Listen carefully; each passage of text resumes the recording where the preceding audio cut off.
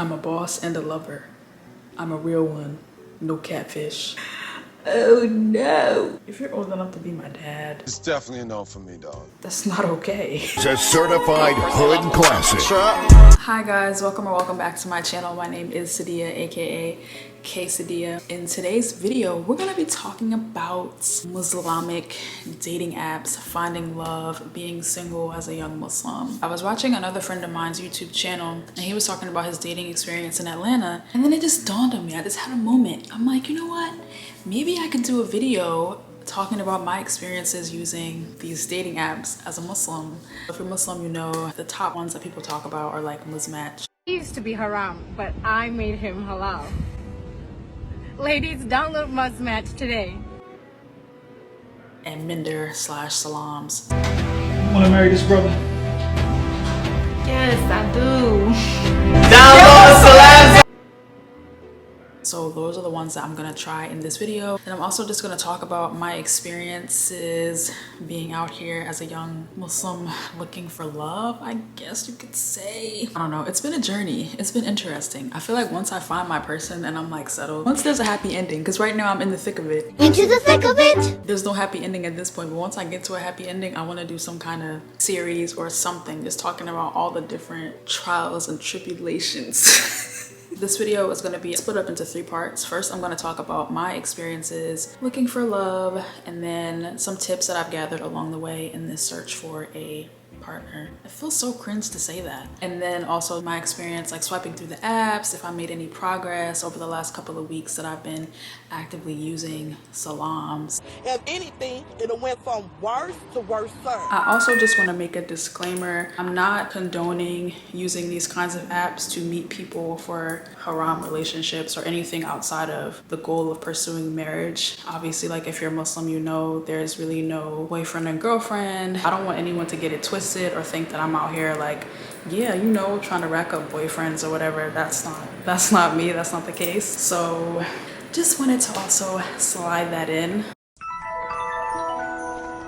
Let's first talk about why I decided to jump on some of these apps. So in an ideal world, every Muslim that's looking for a spouse would be able to get their family involved and kind of have their family's assistance in finding the right partner.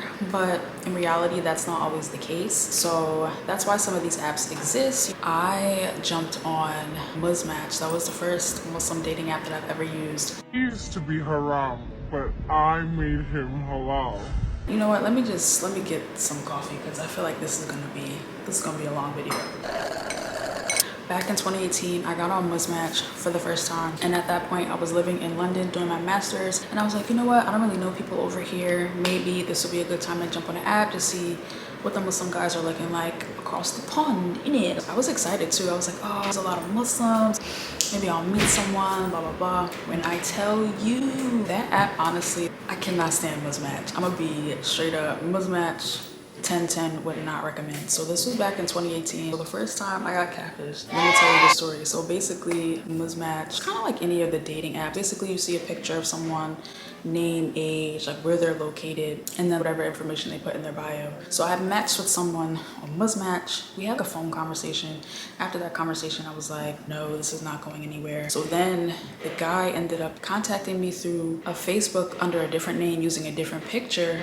And I was just like, anyway, fast forward to last night, I was checking my Instagram. You know the tab that says like, see what contacts you have on Instagram? I see that same catfish name and catfish picture as someone in my contact. So basically, first of all, I don't really put people in my contacts unless I know them. So the fact that I have the number of a person that's on the internet pretending to be someone they're not and trying to finesse various girls is very alarming to me. Like, I'm baffled. Anyway, I'm about to be Neva Max and figure out who this catfish is, because I don't have classes today, so I got time. Cuz I will find out who you are. Trust me, fam. The reason I figured it out was because the picture that he used was a Muslim influencer guy like that I had seen before on Instagram. I'm like, I know this guy is not randomly hitting me up on Facebook. This has to be a fake profile. So then I had kind of reverse looked up the number attached to Facebook, and then I ended up coming back to the same person who I talked to on Muzmatch. So I'm like, okay, that's not setting a good precedent for this app. I'm getting catfished on like day 2, like day 3 of using this app. It's only my 3rd day out here. I don't know. This is not it. But instead of listening to my intuition telling me like, yeah, this app is not it, I kept swiping and it got worse. It went from worse to worse, sir. Progressively worse with every swipe. Every person that I matched with, talked to, was a disaster. That was the first one. Other guy I talked to off Muzmatch. So basically, he was trying to present himself as being the super pious guy. He would tell me like, Yeah, you know, like I'm really ready to get married. Like I spend my free time at home reading Quran with my mom. he was laying it on thick. Into the thick of it. I'm like, okay, we've talked for what, a week, and you're talking about, oh, I'm ready to get married. I don't even know your last name. How are we getting married? He just was lying unprovoked about things. So he told me, he was like, oh, I'm going on vacation. I'm not taking my phone. Who goes on vacation out of the country and doesn't take a phone? I wasn't born yesterday, bro. Like, come on. So I'm like, all right, cool. So he tells me he doesn't have a phone, right? But then I get WhatsApp messages from this guy. You sending me WhatsApp messages, but you say you didn't have a phone. Long story short, all the times he said he was reading Quran with his mom, he was actually booed up with some woman in a whole other country. It was very, very weird. Within my first 2 interactions, I get catfished. Then I get lied to unprovoked. I just met you. What is the reason? What was the reason? What is the reason for these elaborate lies? There's no reason. So I was like, all right, yeah, Muzmatch.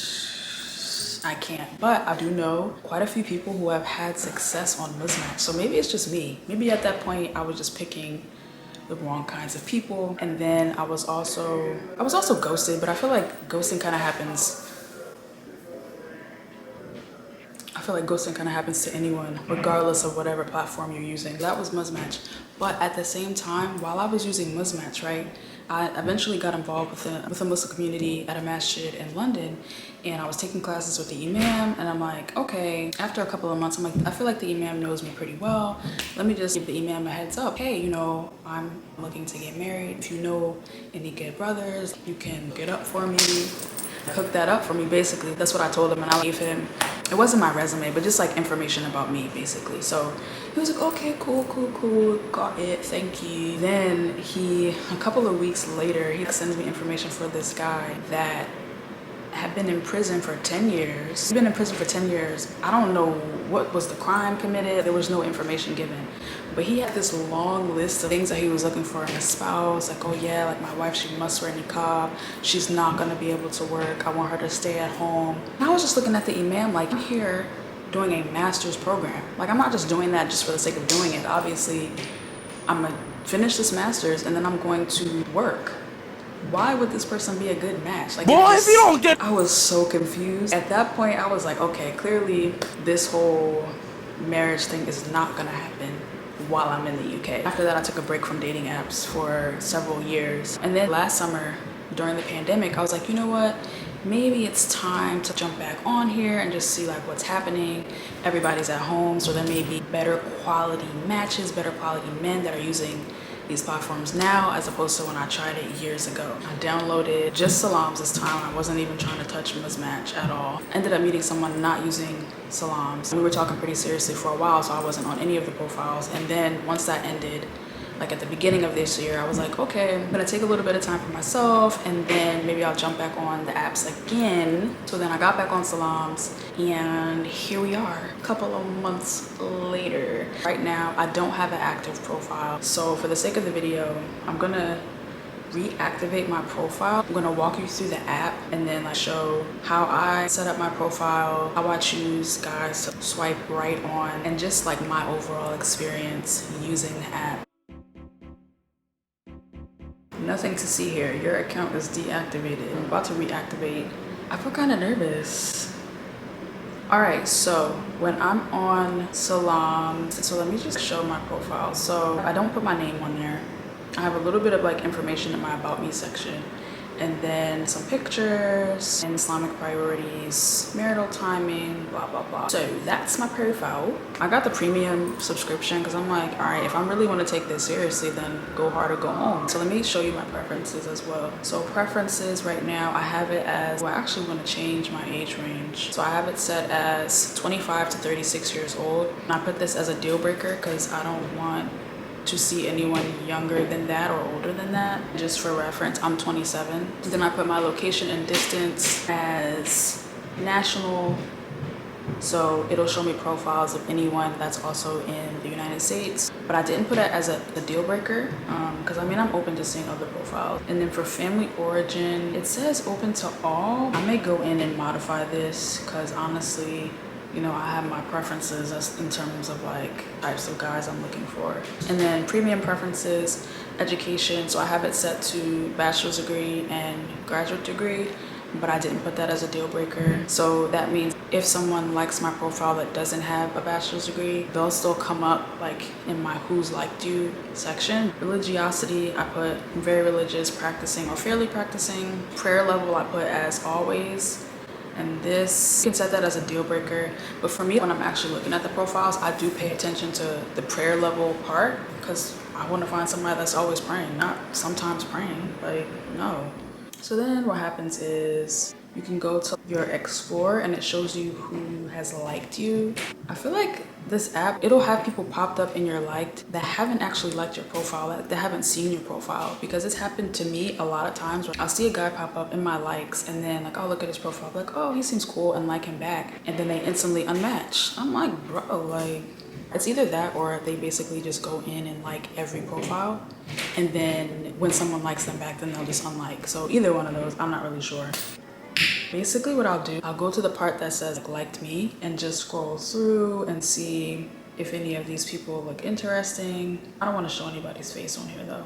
For me, in the very beginning, I was like excited because I'm like, oh, I'm getting likes, some of these guys look cool, blah, blah, blah. And then you feel excited, but then once you start having conversations with people, at least in my experience, the conversations are dry. They don't really go anywhere. I was watching my friend's video yesterday and he was talking about how dating feels like a revolving door. You just go on dates and the people just kind of cycle in and out, in and out, in and out. And I was like, you know what? Honestly, that's how it is. I've had experiences where I'll connect with somebody on the app, right? And then we talk for a little while and then it just kind of fades out. And this normally happens. It'll be the guys that I'm actually interested in. The conversation will just kind of like trickle down to nothing, and I'm like, okay, well, this clearly is a dead situation. I'm gonna just leave it. Honestly, I mean, yeah, there are duds and there are weirdos, but there's some guys that on the surface would appear to be normal. It's not all terrible, but obviously this app would not be the only thing that I'm using. If I'm really serious about finding a spouse, I'm not just gonna rely solely on these apps, because you gotta try to, you know, explore all avenues, let people in your real life know that you're actively looking for a spouse, like that you're looking to get married. I really did take the time to make a profile that's fairly detailed. I look for guys that have also done a pretty detailed profile, so I was like, okay, I know they're taking it kind of seriously. I'll read through their bio, and if I feel like we have things in common, I'll swipe on them. But obviously I have to like the way they look, you know what I mean? Like, I'm not that type that's gonna be like, oh, he's not really my type physically, but he has a kind heart. I'm sorry, that's not me. If a guy has pictures with using way too many filters, It's definitely a no for me, dog. if he has shirtless pictures on his profile, It's definitely a no for me, dog. I like people that seem genuine. Hi, how's it going? It's not even the same day. It's now Sunday. I filmed most of this video yesterday, but I realized I didn't show any footage of me actually swiping, looking at profiles. I got some kombucha. So we're gonna look through, we're gonna see what's out here. Just for the sake of the video, I'm gonna try Muzmatch. I'm gonna download it. Yeah, I hate that, how it says in the top, who visited you. It just makes me uncomfortable. Like, I don't need to know who's looking at my profile in real time.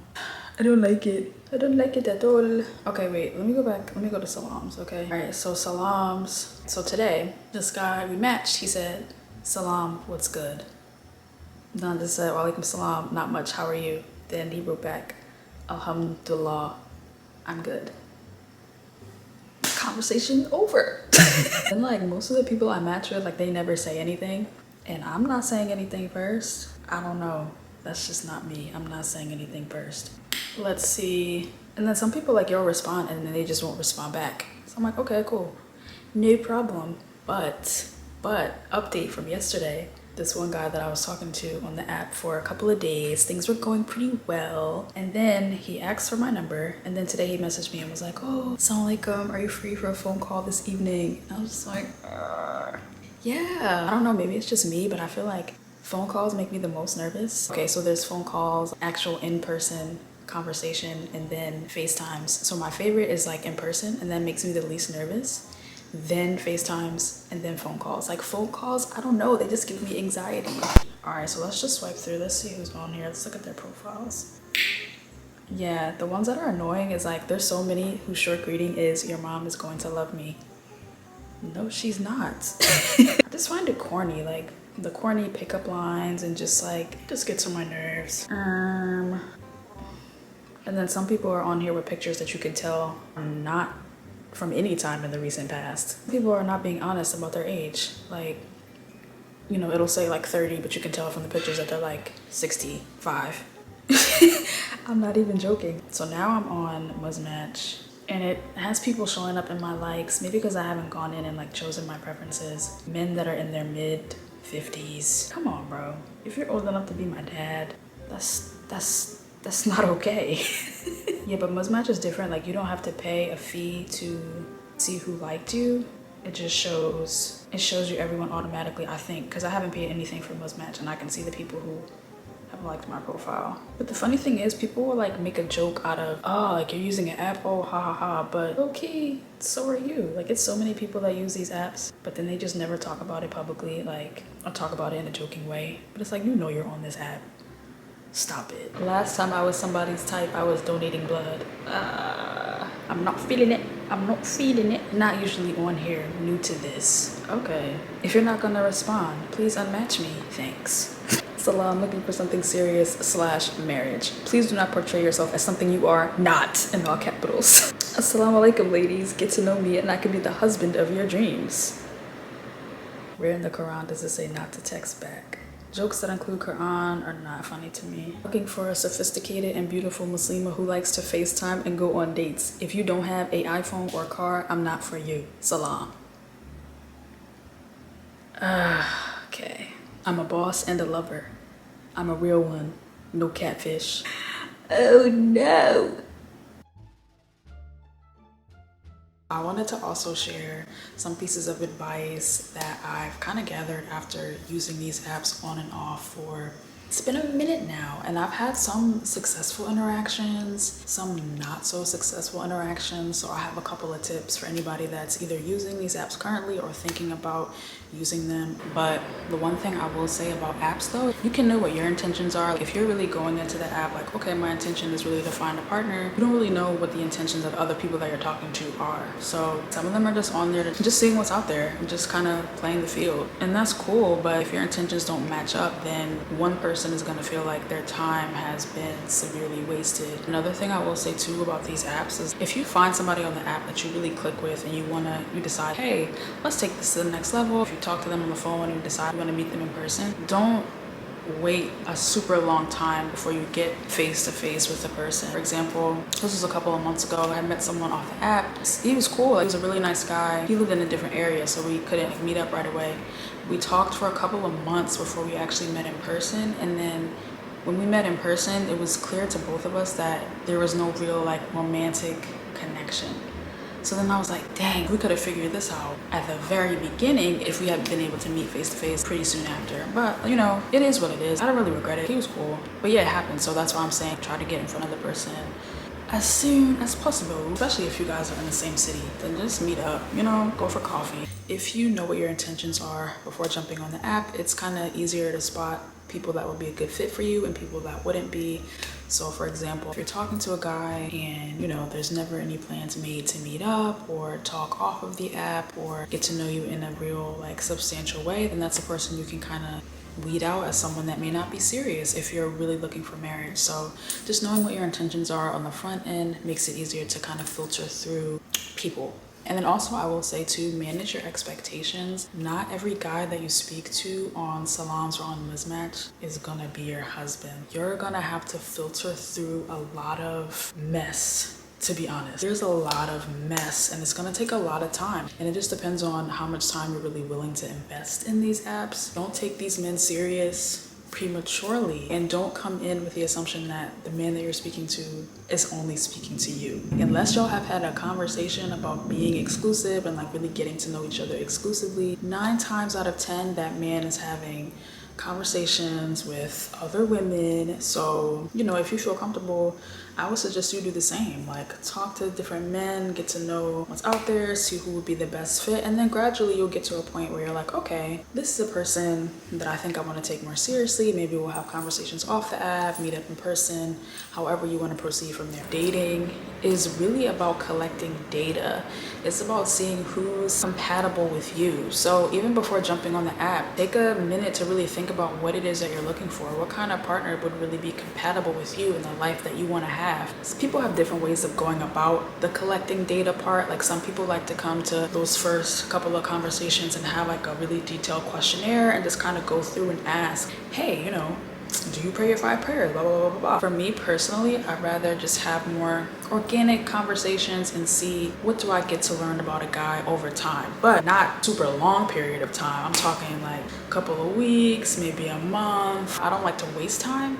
So it's good to have like intentional conversations pretty early on. I'm shy, I don't like phone calls, but with something as serious as this, if I'm really looking to get married, I'm gonna have to get on the phone. I'm gonna have to do a FaceTime. I'm gonna have to meet the person in person just to really figure out, hey, is this a good situation for me? Is this person a good fit? Do we align on the important things? You know what I mean? Make sure to take breaks when you feel overwhelmed by the process, because sometimes I'll be swiping on the app for maybe a couple of weeks, and it just gets to a point where I'm like, ugh, it's not fun for me anymore. It just feels draining. And that's when I know, all right, cool, it's time for me to take a step back, put this on pause for, you know, a couple of weeks or whatever, and then come back to it when I feel like I'm ready. Honestly, these dating apps are not ideal. I would much rather meet someone through a recommendation, through a friend, through just like me meeting them in person for the first time, like at an event or at the masjid or something like that. With these apps, you only know what the person puts on their profile, and they may not be self-aware enough to really know themselves. The scary part is I've seen some guys on these apps that I know in person, and it's just weird because I'm like, some of these guys are married already. Some of them are not really fit to be anybody's husband, but they're on these apps. And I don't know if the guys that I'm matching with have that same kind of backstory. You know what I mean? And it's like, because I don't know them personally, I don't know anyone who knows them, it's a lot harder to vet someone. Even if you meet someone and it doesn't result in a marriage, you've learned more about yourself through the process of getting to know another person. You learn more about what it is that you're looking for and what you're not looking for. So don't consider it wasted time, even if it doesn't like result in the goal that you had in mind. I probably would have given up on these apps a long time ago had it not been for people that I actually know having success using Muzmatch, using Salam. So I'm like, oh, every time I see a new person that gets married off one of these apps, I'm like, oh man, okay, maybe I'll try again. And then I give it another couple of weeks. For the women, at least for me, maybe I'm a little old-fashioned, but I don't believe in chasing men. Even like shooting your shot, like that's cool. If you're interested in a guy and he's not really reciprocating your energy, just leave it. Like, don't force it. For the most part, you'll know when the guy's interested in you. Like, he'll make it clear. He'll be, you know, communicating clearly. He'll be engaging. He'll be responding, you know, in the conversations. Like, you won't have to do all the work. Like, if he's really serious, he'll show. Like, he'll indicate that he's serious.